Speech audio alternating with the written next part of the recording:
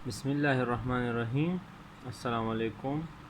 मैं हूँ डॉक्टर रुस्तम ख़ान और सेरस मेडिकल स्टाफ में आपको खुशामदीद। आज के लेक्चर में हम पढ़ेंगे मैनेजमेंट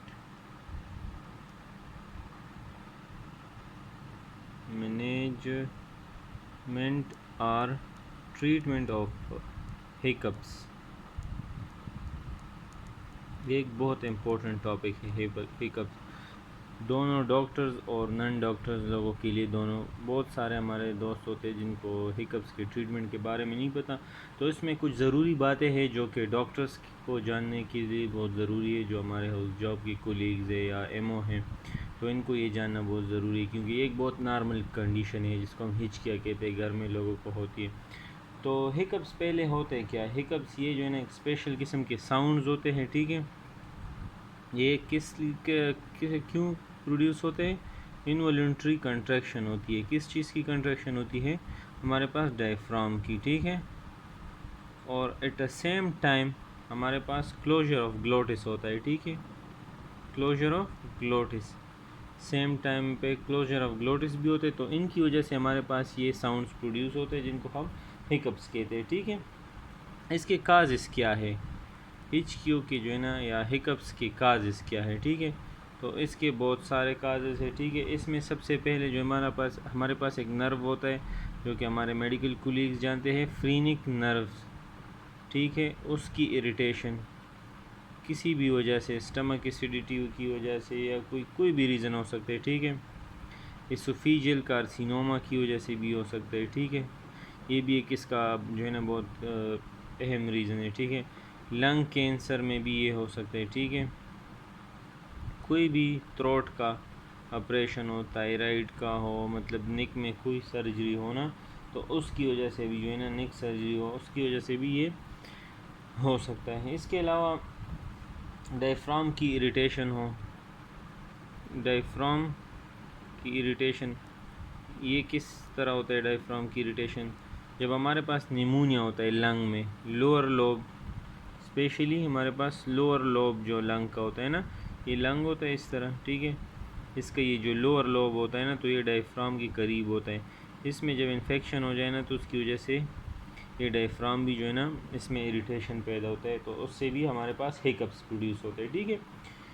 इसके अलावा इम्फाइमा हो,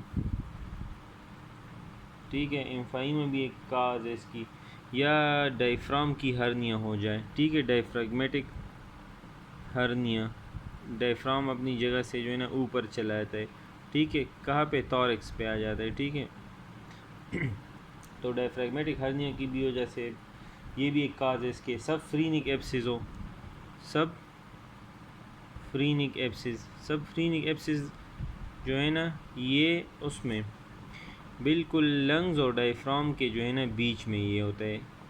अगर आप बॉडी में कोई एब्सिस हो ना, मतलब डायफ्राम और लंग के बीच, और कोई आपको उसकी जो है ना जगह ना हो, मतलब वो एब्सिस जो बिल्कुल आप कह सकते हैं ना कि मतलब मालूम होने में बहुत ज़्यादा मुश्किल हो ना उसको फाइंड करने में, तो वो सब फ्रीनिक एब्सिस होगा, ठीक है। इसको डायग्नोस करना बहुत मुश्किल होता है, ठीक है, क्योंकि ये बहुत हाइड रहता है, सही। ये भी इसका एक काज है। इसके अलावा स्टमक की डिस्टेंशन, स्टमक में गैस हो, कोई ऐसा फूड जो है ना गैस प्रोड्यूस कर लेता है, ठीक है। स्टमक किसी भी वजह से नीचे लोअर इंटेस्टाइन में ऑब्स्ट्रक्शन की वजह से डिस्टेंड हो जाए, तो ये गैस्ट्रिक डिस्टेंशन की वजह से भी हो सकता है, ठीक है। इसके अलावा हमारे पास सीएनएस ट्यूमर हो, कोई मेनिंजाइटिस हो, तो उनमें भी ये कंडीशन जो है ना, या एनकेफेलाइटिस हो, तो उसमें भी हमारे पास हिकअप्स होते हैं। जर्ड हो, ठीक है, या यूरीमिया हो, यूरिया की लेवल बॉडी में बहुत ज़्यादा यूरिया की लेवल हो, ठीक है, यूरिया का लेवल बॉडी में बहुत ज़्यादा हो, ठीक है, तो उससे भी ये हमारे पास आता है, सही है। ये भी एक कास है। या इमोशनल भी हो सकते हैं, ठीक है, इमोशनल डिस्ट्रेस, ठीक है। अब इसका मैनेजमेंट किस तरह है, सही है। मैनेजमेंट और ट्रीटमेंट इसका हम किस तरह कर सकते हैं? इसमें हम जो है ना हमारे पास फार्माकोलॉजिकल भी है और नॉन फार्माकोलॉजिकल भी है। नॉन फार्माकोलॉजिकल में हमारे पास जो है ना बहुत सारे हैं, ठीक है। इसमें जो है ना हमारे पास डायरेक्ट जो फेरिंजियल वॉल है ना, डायरेक्ट फेरिंजियल और यूला जो हमारे पास होता है ना, यूला, उसको स्टिमुलेट करें, ठीक है, किसी तरीके से उसके स्टिमुलेशन से भी ये रुक जाती है, सही है। या वल्सल्वा मिन्योर सब लोग जानते हैं, जिसमें हम नाक को बंद करें, ठीक है, मिन्योर, और मुंह को भी बंद करें और सांस को बाहर की तरफ जो है ना निकालने की कोशिश करें। कैरोटिड साइनस मसाज, ठीक है, हमारे जो कान के बिल्कुल नीचे जगह है उस पर मसाज करें, ठीक है। DRE, डिजिटल रेक्टल एग्जामिनेशन, ये हमारे मेडिकल कोलीग्स जानते हैं, उससे भी ये जो है ना मतलब रिलैक्सेशन कुछ ना कुछ हो जाता है ना, इसकी ट्रीटमेंट में ये काम आते हैं। या डिजिटल ऑकुलर जो हमारे पास लोब होते हैं ना, डिजिटल ऑकुलर लोब, उसको जो है ना उस पर प्रेशर डालने से, ठीक है, ये भी एक किस्म वो है। हाइपर वेंटिलेशन, जल्दी सांस लेने से जो है ना हाइपर वेंटिलेशन, उससे भी ये ठीक हो सकता है। ब्रेथ होल्डिंग, सांस को रोक के ना थोड़ी वक्त के लिए, ये भी इसका एक मेन्योर है, ओके, देखिए इससे भी ठीक हो जाता है, ठीक है। या मेंटल डिस्टार्शन, मतलब अपने जहन को किसी और तरफ जो है ना मुतवज्जे करना, अपने जहन को जो है ना इस तरफ से, ये जो हिकअप्स है ना इससे किसी और तरफ मुंतशिर करना, डिस्ट्रैक्ट करना, ठीक है। अब इसकी जो है ना मेन फार्माकोलॉजिकल ट्रीटमेंट क्या है, ये बहुत हमारे लिए इम्पोर्टेंट है ना, फार्माकोलॉजिकल ट्रीटमेंट, ठीक है।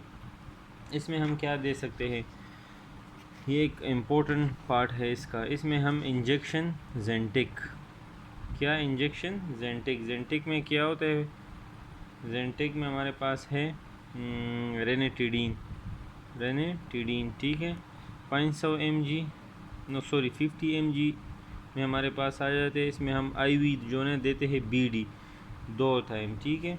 या टेबलेट जेंटिक भी दे सकते हैं, तो वो जेंटिक टेबलेट मेरे ख्याल से 150 मिलीग्राम में हमारे पास आते हैं, ठीक है।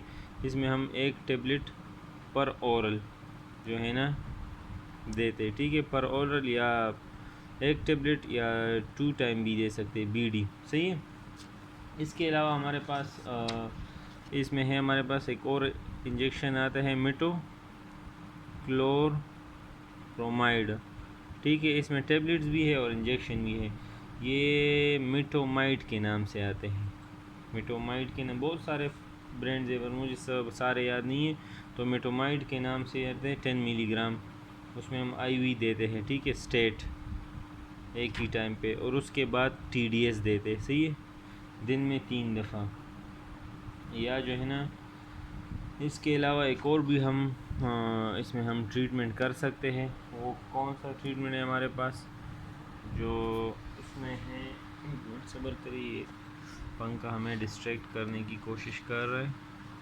अच्छा, इसमें हमारे पास एक और ट्रीटमेंट है कि इंजेक्शन ज़ाइलोकेन इंजेक्शन, ठीक है, उसको हम मिक्स करते हैं किस चीज़ के साथ, हमारे पास एक सिरप होता है, सिरप म्यूकेन, ठीक है, म्यूकेन के नाम से एक सिरप आता है, उसमें हम मिक्स कर लेते हैं और उसको ओरली देते हैं, ठीक है, TDS में, या उस टाइम पे जो है ना 2-3 चम्मच दे के ना, तो ये भी इसका एक ट्रीटमेंट का तरीका है, सही है। इसके अलावा एक और ऑप्शन है हमारे पास, वो है इंजेक्शन लार्जिक्टिल, ठीक है, या सीडेक्टिल किस कौन से मिलीग्राम, 25 मिलीग्राम जो है ना हम इसमें दे सकते हैं ओरली, पर ओरल और TDS में, ये भी उसका एक ट्रीटमेंट ऑप्शन है, ठीक है। या अगर इन सब से नहीं हुआ ना, तो फिर जो ऊपर मैंने काजेस बताए थे ना कि लंग कैंसर, एसोफेजियल कैंसर, उन काजेस को रूल आउट करो, ठीक है, और उसको फिर ट्रीट करो।